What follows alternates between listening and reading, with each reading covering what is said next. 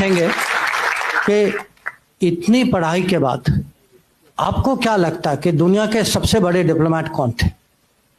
मैं कहूंगा सबसे बड़े डिप्लोमेट एक श्री कृष्ण थे, एक हनुमान जी थे।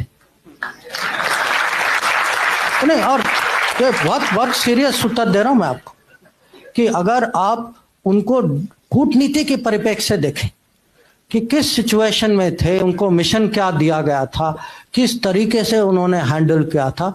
और हनुमान जी ने तो माने उसके साथ इतना इंटेलिजेंस भी और मिशन के आगे भी बढ़ गए थे। उन्होंने सीता को वो कांटेक्ट भी किया था, पूरी लंका की खबर ली, लंका को जला भी दिया उसके बाद।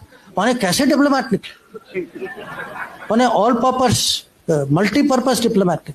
10 बड़े स्ट्रेटेजिक कॉन्सेप्ट जो इंटरनेशनल रिलेशन, मैं हर कॉन्सेप्ट का आपको एक महाभारत में इक्विवेलेंट दे सकता हूं कि अगर आप कहें अरे आज मल्टीपोलर वर्ल्ड है, उस समय भी अगर कुरुक्षेत्र के मैदान में क्या हो रहा था, वो मल्टीपोलर भारत था जिसमें अलग अलग राज्य थे। सबको कहा गया कि आप उनके साथ हैं, मेरे साथ हैं। 1-2 नॉन अलाइन निकले बीच, जैसे बलराम थे या रुक्मा थे। या अब हम कहते हैं कि ग्लोबलाइज दुनिया है, इंटरडिपेंडेंस है, हम सब पे ये बाधाएं हैं, कंस्ट्रेंट। अर्जुन की दुविधा क्या थी? कंस्ट्रेंट ही थी कि वो इंटरडिपेंडेंट थे, इमोशनली इंटरडिपेंडेंट थे कि मैं अपने रिश्तेदारों के खिलाफ मैं कैसे लड़ाई करूं। पर वो भी वो फिजिकल मटेरियल इंटरडिपेंडेंस नहीं था, पर इमोशनल इंटरडिपेंडेंस था। या हम कभी कभी हम कहते हैं अरे पाकिस्तान ने ये किया वो किया, चलो हम स्ट्रेटेजिक पेशेंस दिखाते। स्ट्रेटेजिक पेशेंस का सबसे अच्छा उदाहरण जो है वो कृष्ण भगवान जिस तरीके से उन्होंने शिशुपाल को हैंडल किया कि 100 बार उन्होंने क्षमा किया, 100 बार। उसके बाद आपको पता है उन्होंने किया क्या।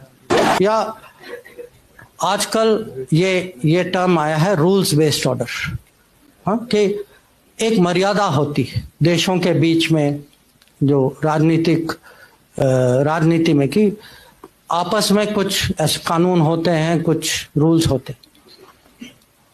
महाभारत की कहानी क्या है कि जो रूल्स का उल्लंघन करते हैं, जैसे कर्ण या दुर्योधन, वो अपने आखिरी समय में खुद उनको अचानक रूल्स याद आ जाती कि वो कहते हैं भाई ये नहीं करो क्योंकि ये रूल के मुताबिक, और पूरी जिंदगी जो है उन्होंने उसी रूल्स का उन्होंने पालन नहीं किया था।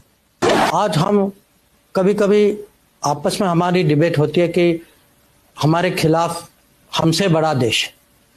अब ये याद रखिएगा कि पांडव जो है, पांडव कौरव की प्रोपोर्शन जो थी वो 7-11 थी, कि वो छोटी फौज थी, उनके पास छोटी फौज थी पर बड़ी सोच थी, अनुशासन ज्यादा था, क्रिएटिविटी ज्यादा था, इंटेलिजेंस ज्यादा था, और श्री कृष्ण उनके साथ थे। और हम कभी कभी रेपुटेशनल कॉस्ट की बात करते हैं कि रेपुटेशन जो है कूटनीति में, राजनीति में भी, जिस पे आप भरोसा, अब भरोसा की मैं क्या कीमत बताऊं आपको, जिस पे भरोसा करते हैं उसकी जो वैल्यू जो है, पार्टी हो, आदमी हो, देश हो, रेपुटेशन की बहुत कीमत होती।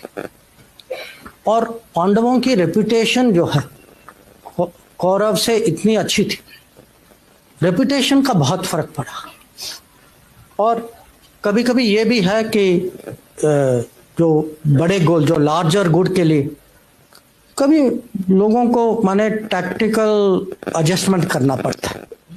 और ये भी इसके बहुत उदाहरण, जो युधिष्ठिर ने अश्वत्थामा के बारे में कहा, और स्ट्रेटेजिक डिसेप्शन, जो जब कृष्ण भगवान ने सूर्यास्त का एक किस्म से इल्यूजन क्रिएट किया तो जयद्रथ को लगा कि वो बच गए। हम जो हैं इतनी माने आसानी से ये शब्द लेते हैं, Trojan horse, Achilles heel, Gordian knot. अब ये कहां से आते हैं ये शब्द? किसी और के कथा से आते हैं। अब मुझे उससे कोई दुश्मनी नहीं है, मैं भी वही कथा पढ़ता हूं, मुझे भी उसमें रुचि है, पर मैं हमारे देशवासियों को समझाना चाहता हूं कि भाई आप अपने बारे में भी पढ़िए, इसका भी महत्व समझिए, इंडियन स्ट्रेटेजिक कल्चर दूसरों के अनुभवों और दूसरे के कथाओं से नहीं बनेगी।